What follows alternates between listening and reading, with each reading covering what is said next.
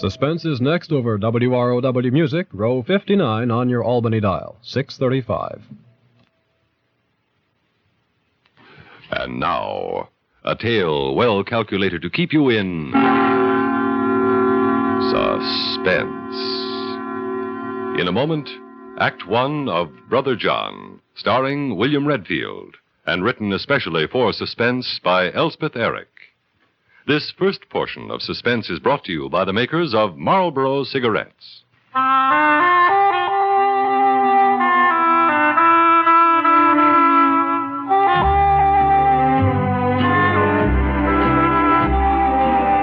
Why don't you settle back and have a full-flavored smoke? Have a Marlboro. You get a lot to like with a Marlboro, the filter cigarette with the unfiltered taste. Try Marlboro.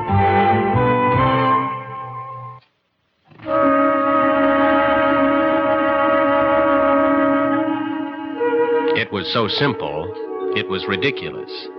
I was lying there in the Veterans Hospital with a brain embolism. Stroke, they call it, for short. You think that only happens to old people? Both of us in that room were under 30.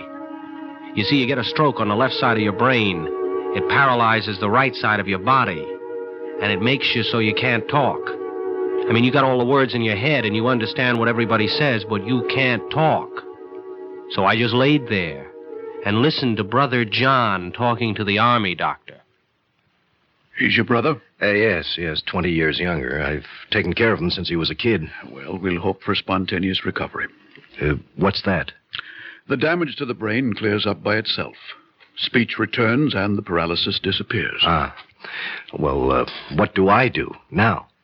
Well, can you remember what books he read as a child? Little poems or songs. Hey Diddle Diddle, Humpty Dumpty. Often these things come back first. Charlie was born in France. Our parents both died there when Charlie was 10. By that time, I was in okay shape financially, and they sent him back to me. But he only spoke French. I remember he used to sing that Frère Jacques thing. Yes, singing often helps. The rhythm carries them along.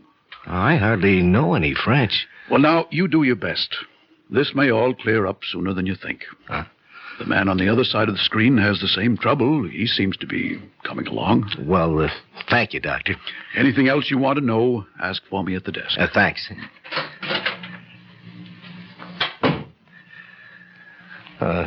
Hey there, chum. You look fine. Now listen. I'm going to tell you what we're going to do. You know the apartment I have over the garage at the Tremaines? Well, you're going to come there. It's big enough. Wait till you see it. It's great. Yeah. What's the matter? You think they'll mind? They won't mind. They're very nice people. And of course, they're really not in any position to mind anything. Are they, huh? No. Now, when I took that prison rap for Jerry Tremaine, he promised he'd look after me for the rest of my life. And somebody asks you, what does your brother do? You can say, he's butler for the Gerald Tremaines. It's not much, I grant you that, but it's better than saying he's a bum, right? Yeah, he's doing very well, incidentally, old Jerry. All strictly on the up and up ever since that one little mistake that I did time for. But I'm a nice fella. I've stuck to our original agreement, $200 a week for life. And of course, I get my board and room. So most of it I've got put away for you. And if you ever need a little extra, well, truth is, Mrs. Tremaine is what you might say crazy about me. I could always put the bite on her for a little extra if you needed it. Listen, I brought you some champagne. Want me to open it now, huh? Oh, okay, later. With your buddy here, huh? Doctor says you've both got this cerebral thing. Okay if I introduce myself? My name's McGee. Yeah, I'm Charlie's brother, John. I brought some champagne. You and Charlie can have it together, okay? You both look great, you know. Just great. Well, good luck. Enjoy the champagne. Hey, looks like a nice fella. You want to say something, Charlie? Go ahead, try, huh? Frère Jacques, dormez-vous, dormez-vous.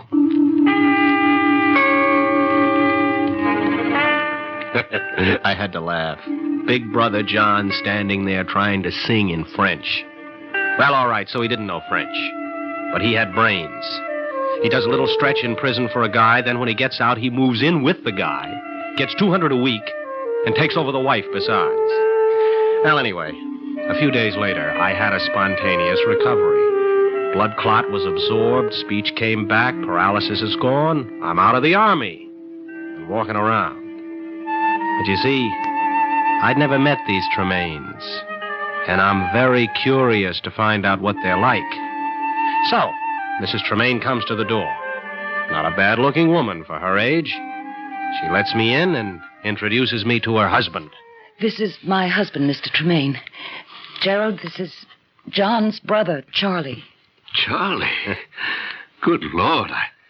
Sit down, Charlie. Well, I should have called John, I guess, but I wanted to surprise him. Gerald, you tell him. I just can't. Charlie, we were just going to call you at the hospital. Huh? Yeah, the truth is, well, your brother has been shot, Charlie, killed. John? John was shot? It just happened about an hour ago. What? Who'd want to do a thing like that? We don't know who did it. The police don't know. Gerald, you ought to let them know that Charlie's here. All right, I will. I'll be right with you. Oh, he was such a wonderful brother to me. I know. He talked a lot about you. I mean, he did everything for me. You were planning to stay here with him, weren't you? He said so. Yeah, till I get a job or something. Now I don't know what to do. Well, why don't you just stay on here anyway for the time being? Oh, I don't know if I could. John's apartment's over the garage, you know. Why don't you just move in? Well, Gee, Mrs. Tremaine, I'd kind of like that. I'd like to poke around there, sort of, and see if I can't figure out who could have wanted to kill my brother John. It was so simple. It was ridiculous. I could move right in, and I did. They were nice, really. She was what you'd call faded, I guess, but not too faded. I could see how John could have gone for her a little bit. Next morning, I asked if I could help her with breakfast. John told me a lot about you, Mrs. Tremaine. He did? Yeah. He liked you a lot. Well, that's very nice to hear. I can see why. You're very attractive. Oh, well, now... I mean, John certainly thought you were. And so do I. That's a nice compliment from a young man. Well, you're not much older than I am. Well, I'm certainly not younger. Lots of men my age go for older women. I really wouldn't know about that. Oh, come on now, Mrs. Tremaine. You must have had lots of guys going for you. Really, Charlie, I don't think this is the way for us to talk. Yeah, I knew I had her. When they say they shouldn't talk this way, they're starting to weaken. They talk that way all the time they're saying they shouldn't, and pretty soon they're ready for action. Anyway, I could see she was getting uncomfortable, and that was exactly what I wanted. Her husband came downstairs right then, and I took him some coffee in the living room. John was with us a long time, Charlie. Yeah, I know. It's a terrible shock. Awful. You talked to the police? Mm-hmm. Last night, they don't seem to know much. Uh-huh. Well, they need time, I guess. Oh, sure. Look, Charlie, you stay on here just as long as you like. No, Mr. Tremaine. I'll be moving on pretty soon, I guess. I mean, John said he had some money saved up for me. Oh? Yeah, quite a lot. Good. I don't know how he did it. Almost $40,000. That much, huh? Yeah. Well, he must have made good investments. No, he just had savings. Yeah, in 4 different banks. Oh, is that so? Yeah. Every week he made a deposit, see. A big one. You don't say. Ever since the first week, he came to work for you. Well, now, what do you know about that? So, I had him, too, and I knew it. Now, both of them were uncomfortable. But they were nice people, really. I could almost have gotten to like him. Yeah. Anyway, I helped Mrs. Tremaine put the breakfast on the table. They even asked me to eat with them, but I said no, I was going out. Only I didn't go out. I stayed in the kitchen because I wanted to hear what they had to say to each other. Connie, how long is he going to stay? Charlie? Yeah, Charlie. I don't know. Nice fellow. Very nice. Not like John, though. No, not really. Doesn't even look like him. He's a lot younger, of course. Yes. I'll miss John. We'll get somebody else. Not like John, though. No, not like John. I was sorry I wasn't like John. I really was. I'd have liked to stay on with these people for a while. I was even a pretty good butler, if you can imagine that. I helped Mrs. Tremaine get lunch. I'm terribly awkward in the kitchen, I'm afraid. Oh, well, let me do that. John always did everything. Uh-huh. He was a good man. Yes, he was. Yeah, you know, I'm sorry I didn't get to see more of him. Well, we used to ask him to have you here for a visit, but he never would. I know. I wonder why he wouldn't. I wonder if it was a woman. Oh, no, it wasn't a woman. I'd have known if the... Oh? You would? Well, I mean, if that was why he wouldn't have you here, I'd have known if he was seeing some woman here. No, I meant if it was some woman who killed him.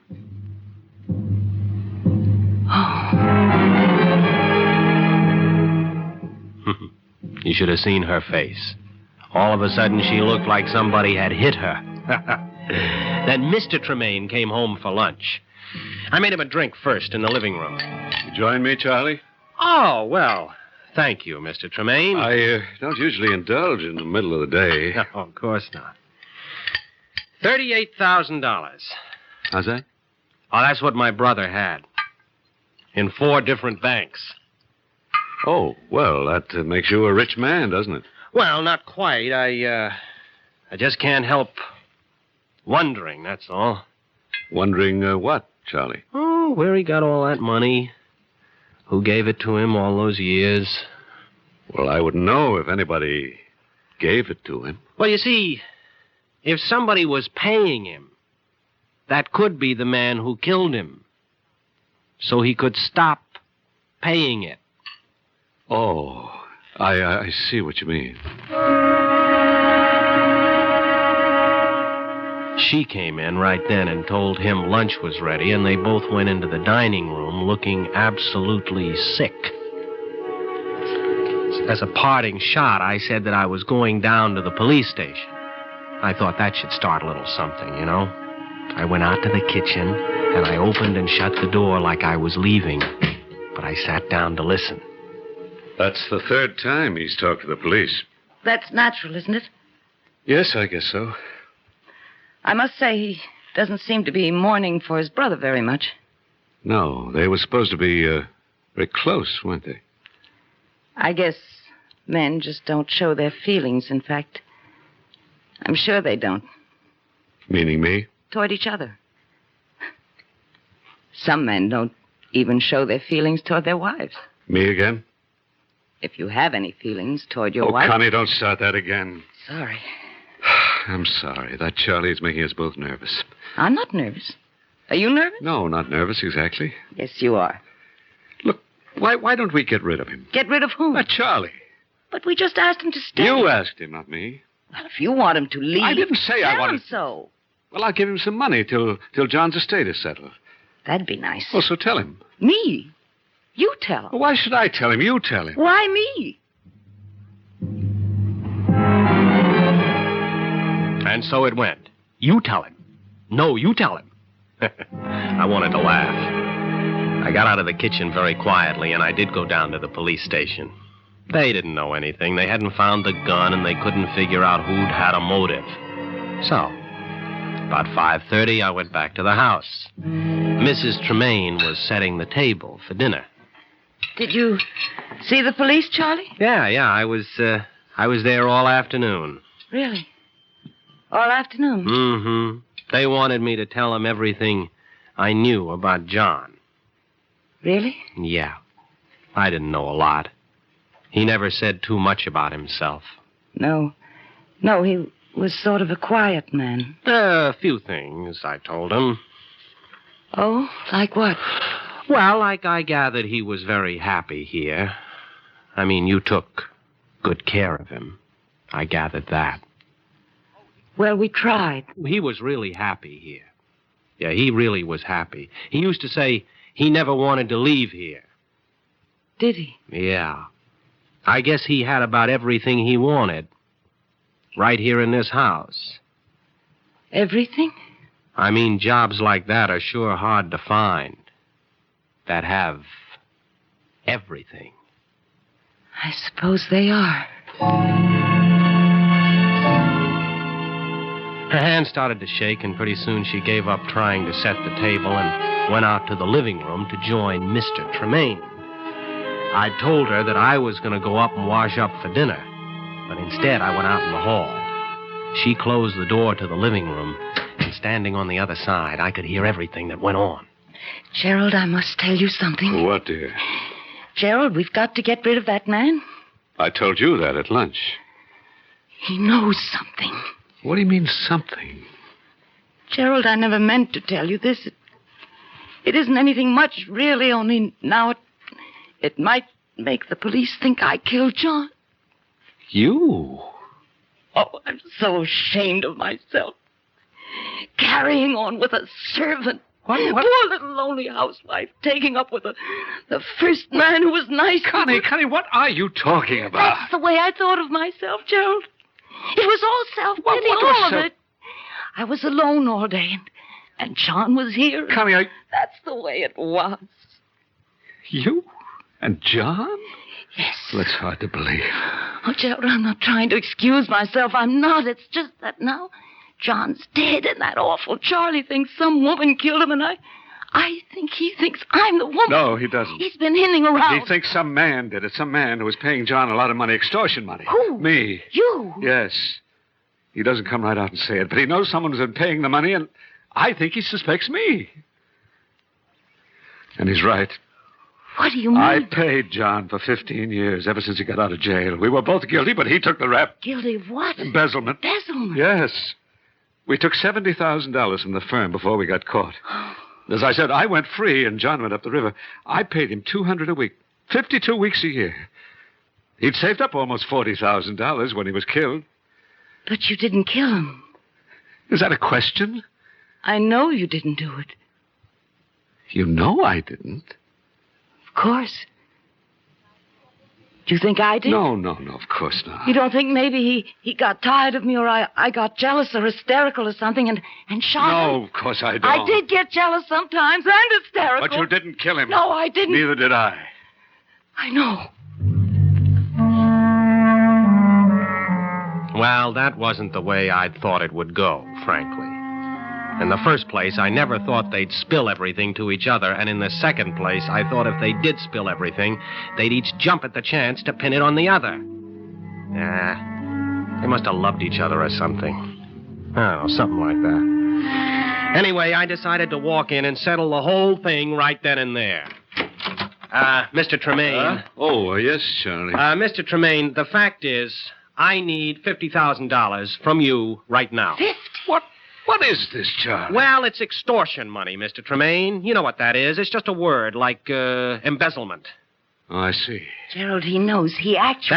That's right. I actually know, Mrs. Tremaine. I didn't know exactly before that it was embezzlement, you see. But Brother John told me he'd done time for your husband, and that was why he had this cushy job. I didn't know why he bothered to work at all. I know I wouldn't have. No, I guess you wouldn't have. Well, now, wait a minute. Well, I take that back. I know a reason why he worked here. Don't you, Mrs. Tremaine? Yeah. You were fooling around a little, weren't you? Huh? With Brother John? Now, look, my wife and I have no secret, so this is not a shock to either one of us. But have you told the police? It might be a shock to them. Have you? Well, now, of course you haven't. My wife didn't kill your brother, neither did I. Maybe yes, maybe no. How do we know you didn't kill him?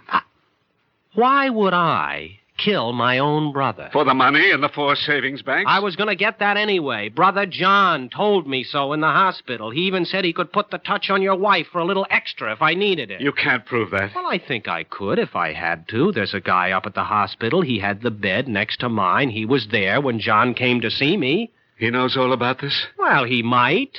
Neither one of us could talk at the time. Maybe he can't even now. I don't know. But he was still there when I got out. What's his name? Now, why would I tell you that? I can find out. Well, what's the difference, Mr. Tremaine? Suppose he says the whole story is true, that he heard John tell it to me. It'll all come out anyway, newspapers and everything. And then what will the police think about you? So come on. I mean, let's be sensible. You raise the $50,000, and I'll clear out. How am I supposed to raise $50,000? Well, out of your house, your car. You must have insurance. You two stay there. I'll answer that phone.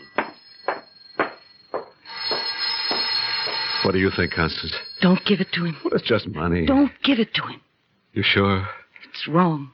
What I did was wrong. Let's not keep on doing what's wrong. Well, it's a wrong number or something. It sounded like a singing telegram. Singing telegram? I couldn't make it out. Well, how about it? Charlie, we don't think we can give you $50,000. We don't think we can afford it.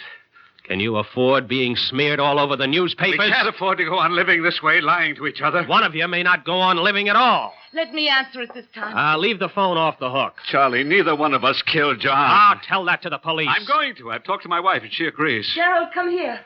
You too, Charlie. Now, look, I don't think you've thought this over. Oh, yes, we have. We don't want to think about it anymore. Gerald, listen. Huh? What is it? Listen. I'll hold the phone up.